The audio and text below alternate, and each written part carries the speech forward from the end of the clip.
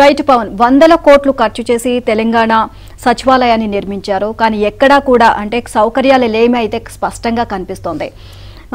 మంత్రులను చూడడానికి వచ్చిన వాళ్ళకి ఒక వెయిటింగ్ రూమ్ కానీ లేదు. అలాగే డ్రైవర్లు పార్కింగ్ చేసి ఎక్కడైనా అంటే రెస్ట్ తీసుకోవాలి అన్నా సరే ఒక రెస్ట్ రూమ్ లేదు. కనీసం చెట్ల కింద నీడనన్నా కూర్చుందామన్నా ఒక చెట్టు కూడా కనిపించే పరిస్థితి అయితే కనిపించడం లేదు. ఎక్కడికక్కడ సౌకర్యాలు లేమైతే స్పష్టంగా కనిపిస్తుంది. ఎటువంటి పద్ధతి లేకుండా సచివాలయాన్ని నిర్మించారు అని విమర్శలు అయితే వ్యక్తమవుతున్నాయి. నిజమే, అంటే ఏదైనా పేషీలకు సంబంధించి కూడా అనుబంధ కార్యాలయాలు కూడా, అంటే ఇక్కడ ఆర్థిక శాఖ పేషీ ఒక వైపు ఉంటే దానికి సంబంధించిన కార్యాలయాలు 2వ ఫ్లోర్ 3వ ఫ్లోర్, ఆ విధంగా సరే ఇబ్బందులు అంటే ఒక క్రమ పద్ధతిలో లేదు అనే విమర్శలు అయితే చాలా వస్తా ఉన్నాయి. చూస్తే 100 కోట్లు ఖర్చు చేసినా నిలువ నీడే లేదు. చూద్దామన్నా ఒక్క చెట్టు కనిపించదు. కార్లు, ద్విచక్ర వాహనాలు ఎండలో మగ్గాల్సిందే. విశ్రాంతి గది లేకపోవడంతో డ్రైవర్లు ఆయా కార్లలోనే పడి ఉండాల్సిందే. కనీసం తాగేందుకు నీరు లేక అల్లాడాల్సిందే. గత ప్రభుత్వం ప్రతిష్టాత్మకంగా నిర్మించిన నూతన సచివాలయంలో పరిస్థితి ఇది.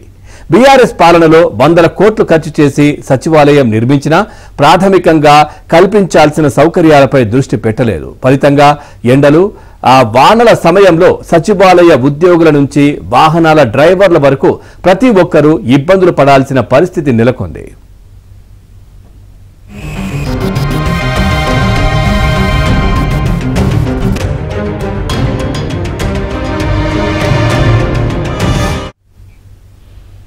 ముఖ్యంగా మంత్రులు, అధికారుల వాహనాలకు డ్రైవర్లుగా వచ్చేవారు ఎండాకాలంలో తీవ్ర సమస్యలు ఎదుర్కొంటున్నారు.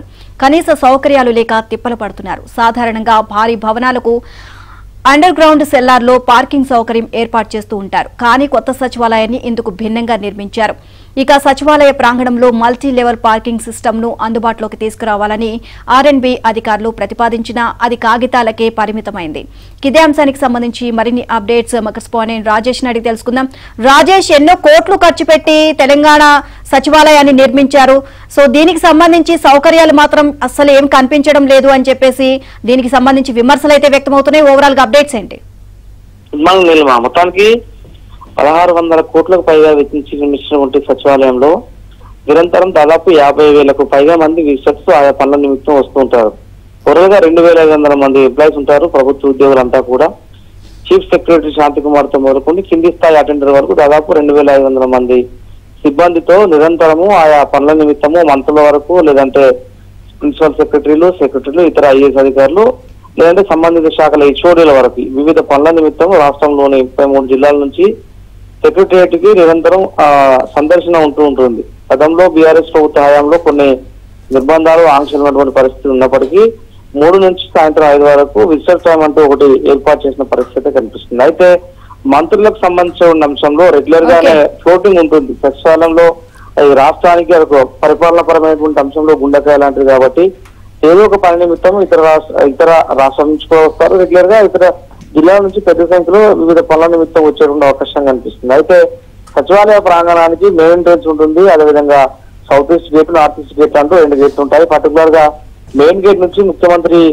ముఖ్యమంత్రికి మాత్రమే ఎంట్రెన్స్ ఉంటుంది. ఇక సౌత్ ఈస్ట్ గేట్ నుంచి విజిటర్స్ ని అలౌ చేస్తారు. ఇతర వారి నుంచి లెఫ్ట్ ఈస్ట్ గేట్ నుంచి ఆఫీసర్లు అలౌ చేస్తారు. అయితే నిరంతరం వచ్చేటువంటి వాహనాలు దాదాపు వందలాది వాహనాలు సచివాలయం చుట్టూ పార్కింగ్ చేసే అవకాశం కనిపిస్తుంది. అయితే నిల్వ నీరు లేకుండా ఈ పార్కింగ్ చేసే అంశంలో కాస్త గజిబిజి గందరగోళం ఉండటంతో ఇబ్బందికర పరిస్థితులు అయితే నెలకొన్నాయనేటువంటి విమర్శలు అయితే పెద్దగా వినిపిస్తున్నాయి.